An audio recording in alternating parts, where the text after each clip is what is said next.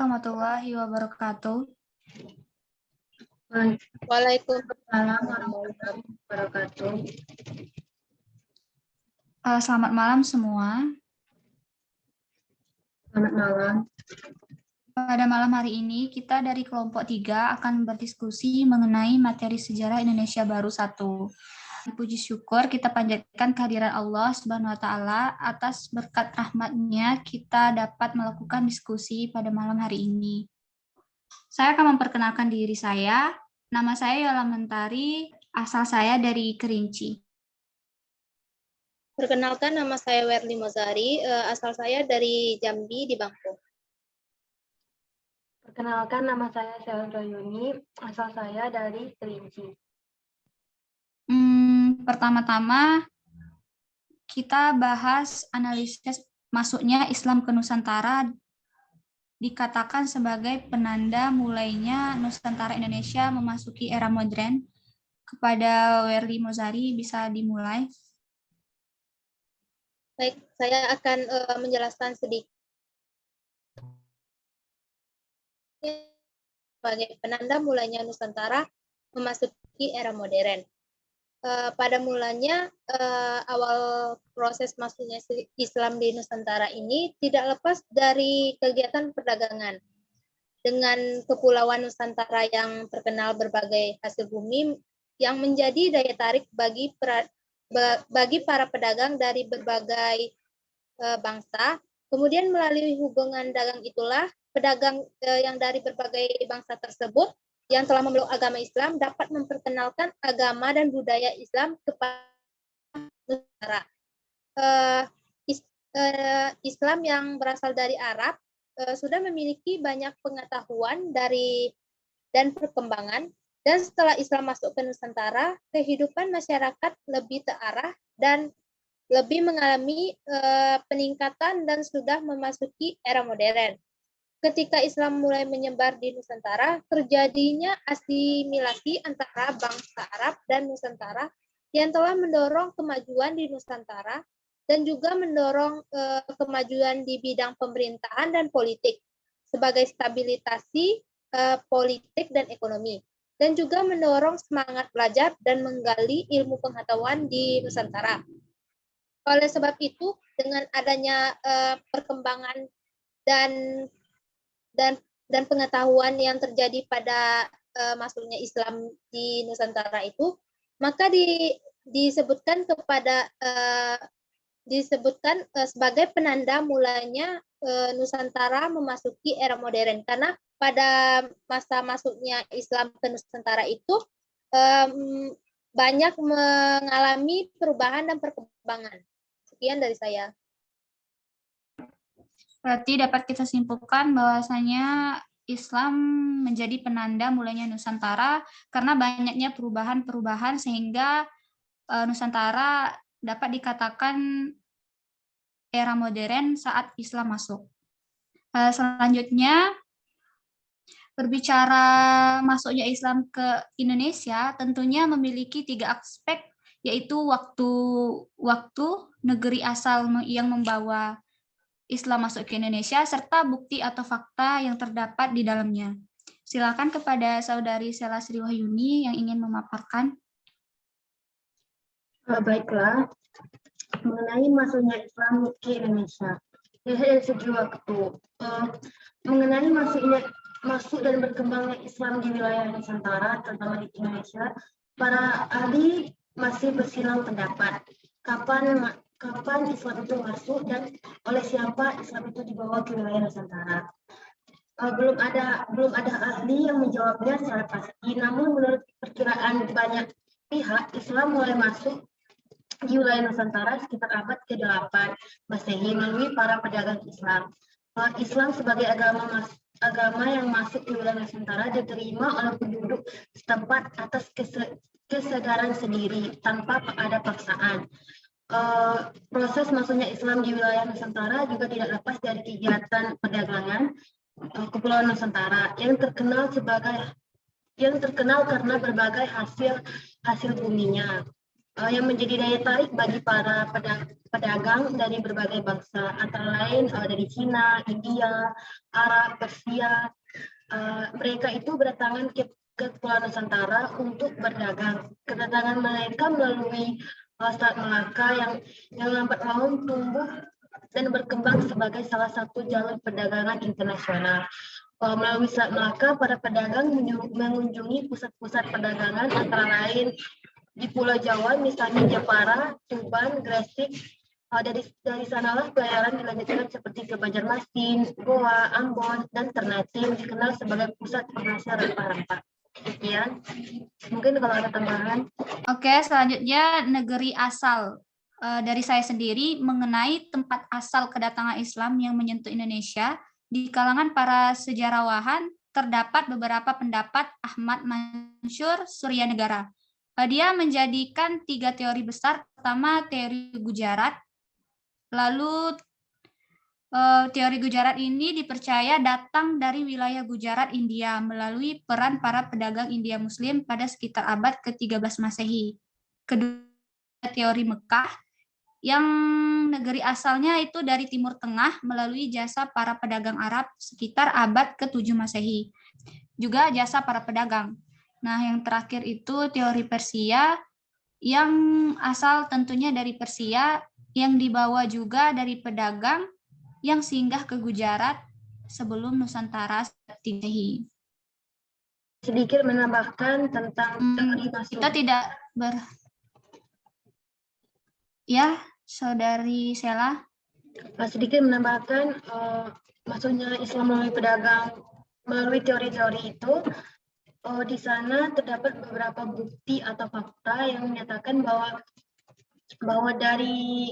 melalui pedagang Gujarat memiliki bukti bahwa adanya batu nisan Sultan Malik As-Saleh di Gujarat, India, yang membuktikan bahwa Islam itu benar-benar masuk ke Nusantara melalui Gujarat, India, melalui bukti.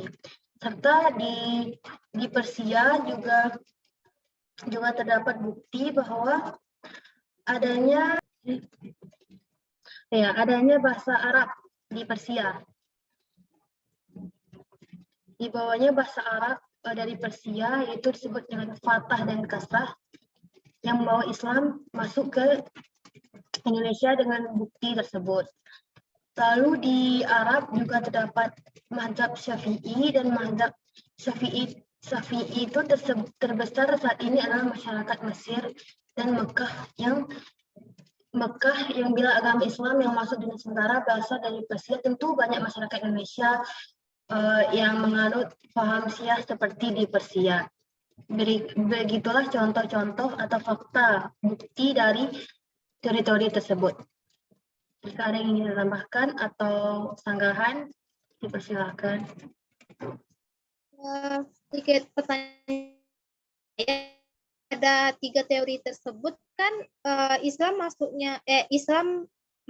ke 3 teori itu pada abad pertanyaan ini pada abad ketiga itu ada Islam itu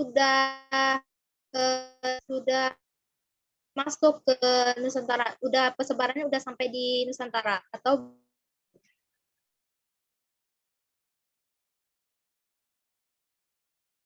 bisa diulangi, Werly, nggak kedengeran soalnya. Dari 3 teori tersebut, Islam masuknya pada abad ke-13. Itu apakah Islam sudah bar ke Nusantara atau belum?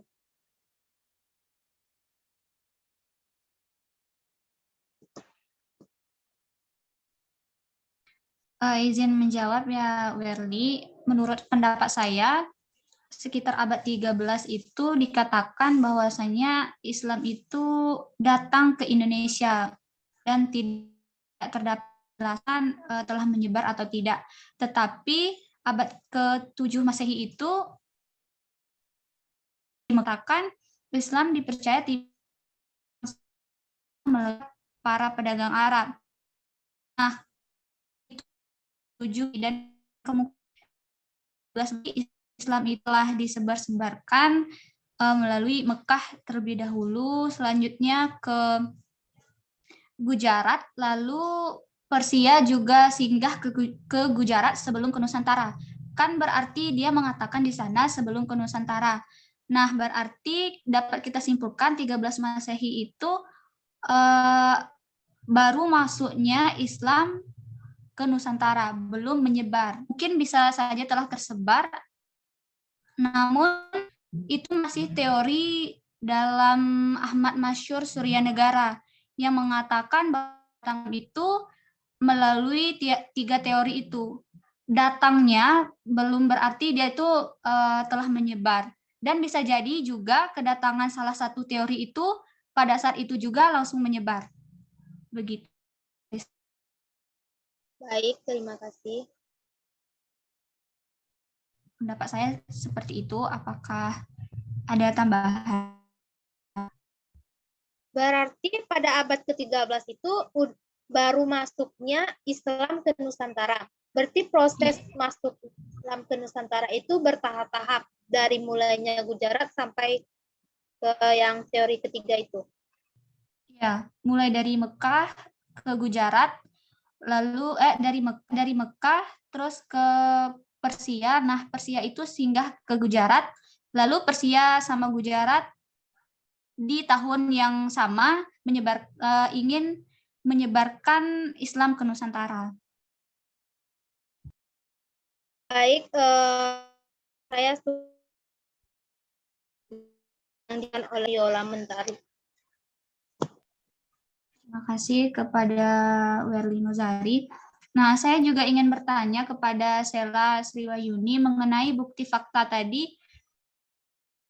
Adanya Islam di Indonesia itu ada bukti-bukti faktanya. Nah, saya ingin menanyakan bukti fakta yang dari teori Makkah itu apa saja? Oh, dari Arab ya? Iya. Baiklah. Untuk bukti atau faktanya yaitu berdasarkan pendapat yang datang dari Hamka. Menurutnya itu raja-raja Samudra Pasai itu menganut mazhab Syafi'i yang mazhab Syafi'i terbesar saat itu adalah Mesir ya. Kita tahu bahwa dan di Mekah itu bila agama Islam masuk di Nusantara berasal dari Persia, tentu banyak masyarakat Indonesia yang menganut paham Syiah seperti di Persia atau bermazhab Hanafi. Seperti di India, gelar Al-Malik yang digunakan oleh raja-raja Samudra Pasai berasal dari Mesir. Jadi gelar itulah menjadi fakta atau bukti bahwa masuknya Islam itu melalui pedagang Arab di Mekah dengan adanya gelar Al-Malik yang digunakan oleh raja-raja di Samudra Pasai yang berasal dari Mesir. Sedangkan gelar Syah yang berasal dari Persia baru digunakan oleh Raja-Raja Malaka pada abad ke-15 Masehi. Jadi sebelum abad 15 Masehi, pada abad 13 Masehi itu bukti atau faktanya yaitu ada yang telah digunakan gelar Al-Malik yang digunakan oleh raja-raja di Samudra Pasai. Sekian.